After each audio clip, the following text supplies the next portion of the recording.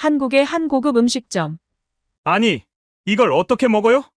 보기만 해도 징그럽고 상당히 혐오스러운데 이런 걸 먹는 사람이 있단 말이에요. 말도 안 돼. 음식점의 한 테이블에 덩치가 아주 크고 몸에는 근육이 우락부락한 청년으로 보이는 5명의 외국인 남자와 그들과는 정반대의 이미지인 다소 마르고 깔끔한 외모의 한 남자가 서로 음식을 앞에다 두고 얼굴을 쳐다보며 실랑이를 벌이고 있습니다. 그중 덩치가 제일 큰 한 남자가 손에 시커멓고 딱딱하게 보이는 무언가를 들고는 냄새를 맡아보더니 매우 기분 나쁘다는 표정을 지으면서 버럭 화를 내며 그만 자리를 박차고 일어나고 마는데요. 이곳 한국 음식점에서 그들은 과연 무슨 문제가 있었던 것일까요? 오늘 들려드릴 사연은 루카스 씨가 제보해주신 이야기와 SNS 내용을 바탕으로 재구성된 이야기입니다. 구독과 좋아요는 영상 제작에 큰 힘이 됩니다. 안녕하세요. 저는 자랑스러운 미국 육군의 최정예 특수작전부대에서 근무하고 있는 루카스라고 합니다. 저희 부대는 70년의 역사를 자랑하고 있으며 엄청난 작전을 수행해야만 하는 현장에 즉시 투입할 수 있는 준비된 특수부대입니다. 저희들의 주요 임무는 게릴라 작전에서 적진의 후방에 침투하여 적들을 교란시키고 더 깊숙이 들어가서 목표물을 타격하여 작전을 수행하는 일이 대부분입니다. 그리고 게릴라 세력의 규합이다 보니 작전 요원들은 최소 1개 이상의 외국어는 능통해야만 하고 정규 요원이 되려면 일정 기간 군복무를 해야만 하기 때문에 대위부터 복무가 가능합니다. 그러다 보니 저는 항상 저의 직업, 제가 하는 특수부대원을 자랑스럽게 생각하고 큰 사명감으로 복무를 하고 있습니다. 저희 부대는 탁월한 전투 능력을 갖추고 있어야 하므로 평소에 엄청난 훈련과 체력으로 끊임없이 자신을 한계 상황으로 몰아붙여야 임무가 가능합니다. 또한 저의 부대원 3명이 일반 병사 100명과 맞먹는다는 이야기가 나올 정도로 끊임없이 전투 능력과 정신력을 한계 상황까지 끌어올려야만 어떠한 경우라도 흔들리지 않고 살아남을 수 있습니다. 저희들은 항상 매우 혹독하게 훈련을 해야 하므로 영양 섭취도 잘 해야 되지만 때로는 정신과 육체의 에너지를 충전하기 위해서 반드시 정해진 휴식 시간도 필요합니다. 이번에 저희 부대가 한 달간의 혹독한 훈련을 마치고 이례적으로 10일 정도 포상 휴가를 받았거든요.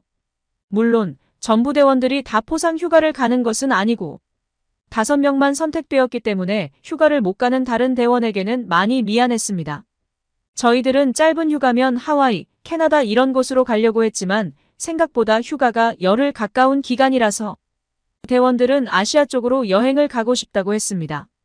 아시아 국가이면서 미국과 더불어 세계의 중심에 있는 중국, 아시아, 경제대국 일본, 그리고 전 세계 젊은이들의 모든 관심과 사랑을 독차지하는 문화강국 K-팝의 나라 한국, 이렇게 3곳 중 한 곳을 선택하자고 했는데 놀랍게도 부대원들 모두가 한국으로 가자고 하는 것입니다.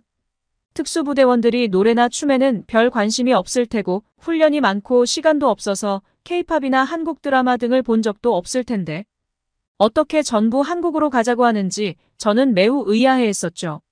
그런데 알고 봤더니 전부 블랙핑크의 열렬한 팬이었더라고요. 특수부대 군인이기 전에 역시 남자로서 예쁘고 늘씬하고 멋있는 소녀 그룹을 좋아하는 것은 어쩔 수 없었나 봅니다. 그래서 고민할 여지 없이 바로 한국으로 여행을 가기로 했습니다. 문제는 한국어를 못하기 때문에 여행 중 이동하기가 많이 불편해질 게 뻔했습니다. 아무리 한국이 스마트폰으로 모든 게 해결이 가능하다고 해도 역시 사람이 필요한 부분은 반드시 있기 때문에 저희는 고민 끝에 한국 현지에 있는 미국 안내자의 도움을 받기로 했습니다. 꼼꼼하게 준비를 하고 드디어 출발 당일 휴스턴 공항에서 인천 공항까지 17시간의 장거리 비행으로 한국으로 갔습니다. 일반적으로 보통 사람들은 오랜 비행을 하게 되면 몸이 피곤하고 아플 수가 있는데 저희는 특수훈련을 매일같이 하다 보니 이런 장거리 여행은 아무렇지도 않았습니다. 태연하게 수면도 취하고 좋아하는 블랙핑크의 노래도 듣고 비행기 내에서 기내 식사도 하면서 아주 즐겁게 시간을 보냈습니다. 드디어 세계를 주도하는 문화강국 한국 인천공항에 무사히 착륙했습니다. 입국장으로 들어서는데 인천공항의 스마트패스는 상상을 초월할 정도로 엄청나게 빨랐습니다. 스마트패스 모바일 앱을 통해 탑승권을 등록하면 입출국장, 탑승 게이트 등으로 고객의 불편함을 한 번에 간단하게 해결한다고 했습니다. 시작부터 인터넷 강국답게 빠르고 간편하게 진행하는 모습을 보니 세계 최강 수준이었고 모든 일을 선도하는 미국이 오히려 후진국이 아니냐는 생각을 하기도 했습니다. 그리고 무엇보다 인천공항의 거대한 모습과 깔끔하게 지어올린 내부의 모든 편의시설이 완벽하게 갖추어진 인프라에 매우 놀랐습니다. 공항과 지하철, 버스가 원스톱으로 연결된 모습이 매우 인상적이었고 무엇보다 사람들이 질서의식과 문화시민으로서의 공중도덕을 잘 지키는 모습이 대단히 인상적이었습니다. 저희와 함께 한국 여행의 안내를 해줄 마테오라는 분을 만났는데 한국에서 생활한 지 10년 정도 되었다고 합니다. 마테오는 매우 잘생기고 친절했으며 차분하게 저희를 편안하게 해주셨습니다. 마테오는 하루하루의 일정을 다르게 잡았고 일정 중에 특히 한국의 음식 문화에 대해 많이 알려주고 싶다고 했습니다. 우선 저희가 장거리 여행을 왔기 때문에 피곤함과 배고픔을 해결하기 위해 숙소에 짐을 풀고 식사부터 하러 나갔습니다. 저희는 제이슨이 이끄는 대로 따라갔고 곧바로 한정식이라는 곳을 들어갔습니다. 아마 한정식은 한국 사람들이 평소에 먹는 대표적인 밥과 반찬이라고 보면 될 것 같습니다. 방에 들어가서 식사를 하려는데 저희는 깜짝 놀랐는데요. 식탁에 반찬이 한 상 가득히 차려 나오는 거였어요. 미국에서는 이렇게 음식이 많이 나오지 않거든요. 스테이크면 스테이크만 나오고 햄버거, 피자 등 주문한 음식만 나오는데 분명 한국에서는 한정식만 시켰는데 반찬 가짓수가 30가지 이상 나오더군요. 저희는 마테오 보고 왕의 상차림 같다고 얘기하며 원래 이렇게 반찬이 많이 나오느냐고 물어보니 이게 한정식의 기본이라는 놀라운 대답을 들을 수 있었죠. 각자의 자리에 뜨거운 밥이 하나씩 놓였는데 이름이 돌솥밥이라고 했습니다. 그릇에 밥을 퍼놓고 밥을 퍼놓은 돌솥에 숭늉을 부으라고 마테오가 얘기를 해줬어요. 왜 빈 그릇에 물을 붓느냐고 물어보니 마테오는 식사가 끝날 무렵 눌러있던 밥과 물이 잘 어울려져 아주 고소한 누룽지탕을 맛볼 수가 있어서 그렇게 한다고 하더라고요. 반찬의 종류를 보니까 생선, 나물, 채소, 튀김, 부침개 등 엄청나게 많았습니다. 저희는 배가 고파 이것저것 먹어보려고 해도 젓가락질이 서툴러서 반찬이 쉽게 집어지지가 않았습니다. 하지만 처음 해보는 젓가락질이 너무 재미가 있었습니다. 마테오는 저희들 보고 여기 한국에 오기 전에 한식을 먹어본 적이 있냐고 물어봐서 저는 양념치킨을 먹어봤는데 미국식 치킨보다 훨씬 맛이 있었다고 했습니다. 그때 일행 중 아론이라는 친구가 젓가락질이 힘들다며 손으로 먹어도 되냐고 물어보는 동시에 부침개를 손으로 집어 삼켜버리더군요. 저희는 웃고 마테오도 어이가 없는 표정이었지만 다들 매우 행복하고 즐거운 식사 시간이었습니다. 마테오는 반찬이 부족하면 종업원이 얼마든지 보충을 해준다고 했습니다. 그것도 돈도 안 내고 말이죠. 미국에서는 말도 안 되는 일이지만 한국에서는 어디를 가도 더 달라고 하면 바로바로 리필을 해준다고 합니다. 그날 저희에게 잊지 못할 음식이 두 종류가 있었는데 하나는 간장게장이라는 것이었습니다. 딱딱한 생게를 간장에 담아놓은 것이 매우 인상적이었습니다. 저희는 마테오에게 이거 익힌 게 맞냐고 물어보니 제이슨은 날 것이고 간장을 부어서 숙성시킨 음식이라고 했습니다. 그런데 이 간장게장이 한국인들이 아주 좋아하는 고급 음식이라고 하더라고요. 사실 보기에는 그다지 좋아 보이지 않았는데 말이죠. 시커먼 간장 국물에다 딱딱한 게를 여러 조각 잘라서 나왔는데 검은색 물에 게가 해체되어 있는 느낌이라서 저는 솔직히 별로 식욕이 당기지가 않았습니다. 하지만 정말 마테오는 맛있다며 자신이 먼저 먹는 시범을 보이는 거였어요. 양손으로 잡고 입에서 쭉 짜서 삼키는 것인데 손이며 얼굴이 온통 간장으로 범벅이 되는 겁니다. 마테오가 아주 맛있게 먹으니 저희는 슬그머니 간장게장에 호기심이 생기더라고요. 먼저 간장게장을 먹은 친구는 아론이었습니다. 아론은 마테오가 한 것처럼 양손으로 게를 입에 물고 쪽쪽 빨아당기며 삼켰습니다. 저는 그 모습을 보면서 아론의 맛평가가 매우 궁금했는데요. 아론은 약간 단맛도 나는데 신기한 건 분명 간장인데도 전혀 짜지가 않고 맛이 좋다고 했습니다. 그리고 깨의 맛은 약간의 달걀 노른자 맛도 나고 물컹한데 생각보다 괜찮다고 하더라고요.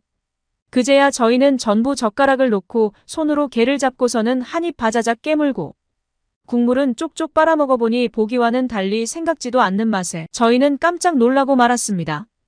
전혀 짜지 않고 맛이 아주 특별했죠. 마테오는 게딱지 하나를 들더니 껍데기에 밥을 한 숟가락 넣고 비벼 먹으면 정말 끝내주는 맛이라고 했습니다. 저희는 마테오가 시키는 대로 게딱지에 밥을 2숟가락 넣고 살짝 비벼서 먹어봤는데 단연코 살아오면서 이 맛을 능가하는 요리는 없었던 것 같았습니다. 뭐가 이렇게 맛이 좋은지 우리는 서로 게딱지를 차지하기 위해 식탁에서 가위바위보까지 하며 게딱지 먹기 위해 승부를 했습니다. 그리고 또 다른 요리는 산낙지라고 하는데요. 저희 중 한 사람만 먹었습니다. 산낙지 몸을 잘게 잘라서 나오는데 살아서 접시 전체가 꿈틀거리는 것처럼 보였어요. 겉보기에도 보기가 매우 혐오스러웠고 몹시 징그럽게 움직이는 게 정말 싫었습니다.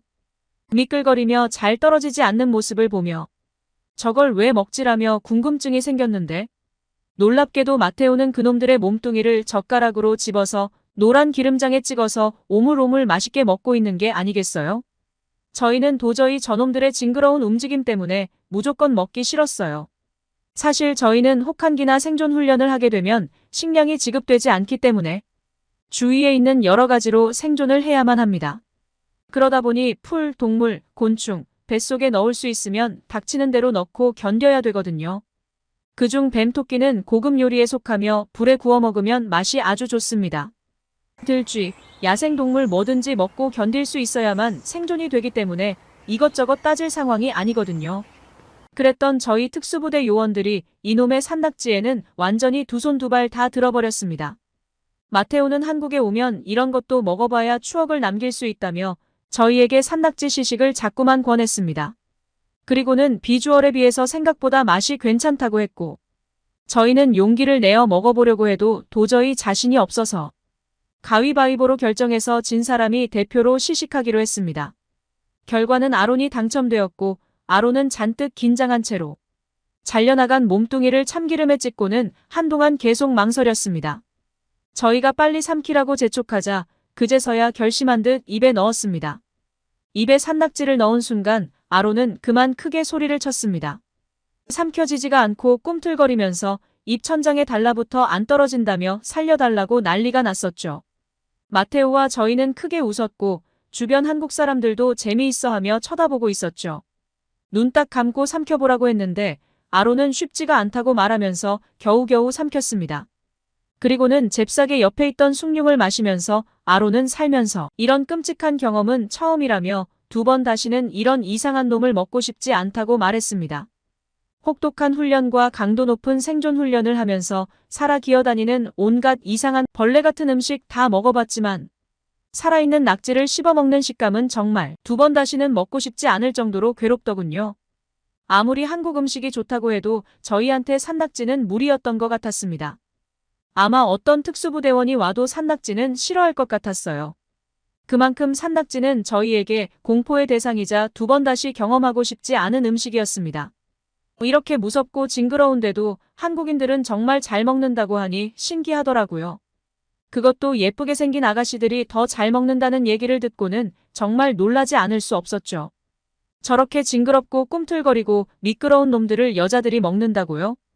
정말 한국의 산낙지는 너무나 독특한 경험이었습니다. 그리고 식사를 하면서 복분자라는 술이 나왔는데 여기서 마테오는 한국의 술을 따르는 문화도 설명을 자세히 해줬습니다.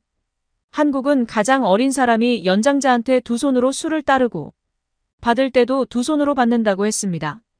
그리고 친한 사람들하고 친목을 다지고 싶은 사람들은 항상 술잔을 부딪히면서 건배를 외친다고 하는데요. 마테오는 저희 보고 한국 여행이 끝나면 다시 미국으로 돌아가서 전역할 때까지 건강하기를 바란다고 했습니다. 그리고는 모두에게 행운이 있기를 바라며 잔을 들고 건배를 외쳤고 저희도 힘차게 건배를 외치면서 한정식을 마무리했습니다. 저희는 남은 일정을 마테오와 함께 재미있게 보냈고 좋았던 여행의 기운으로 다시 부대로 복귀했습니다. 동료들에게 한국으로 여행을 가보면 정말 볼거리도 많고 먹을 거리도 많으니 빨리 한국으로 여행 가보라고 했습니다. 그렇게 말하면서 꼭 한마디는 경고했죠. 싹둑싹둑 잘려서 나오는 산낙지를 조심하라고 말이죠. 특히 입에 잘못 넣으면 입천장, 혓바닥, 이빨 등에 붙어 곤욕을 치른다고 말이에요. 잘 삼켜지지도 않으니 반드시 명심하라고 얘기를 해줬습니다. 저희의 얘기는 여기까지입니다. 시청해주셔서 감사합니다.